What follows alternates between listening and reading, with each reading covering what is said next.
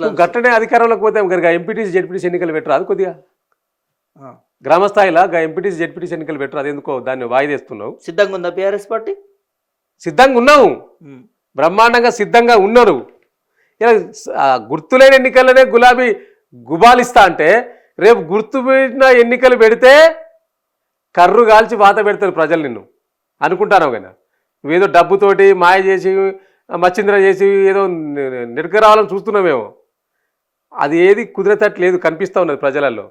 ఎందుకంటే నీవు యూరియా భర్తీ చేయకపోతేవి, ప్రజలకు ఇస్తారన్న రుణమాఫీ మొత్తం పూర్తిస్థాయిలో చేయకపోతేవి, నువ్వు ఇస్తారన్న రైతు బంధు 15,000 ఇవ్వకపోతేవి, ఆ 12,000 ఒకటేసారి ఇస్తేవి, 2 సార్లు ఎగ్గొడుతీవి.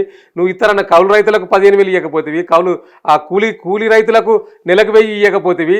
ఎందుకు ఎత్తారు నీకు ఓటు గ్రామస్థాయిలా? ఏం పెట్టినవని వేస్తారు, నువ్వు ఏం చేసినవని వేస్తారు, నీకు ఎందుకు వేయాలి? ప్రజలు చర్చించుకుంటారు. ప్రజలు చాలా చైతన్యవంతులు అయినరు, అన్నీ గమనిస్తూ ఉన్నారు.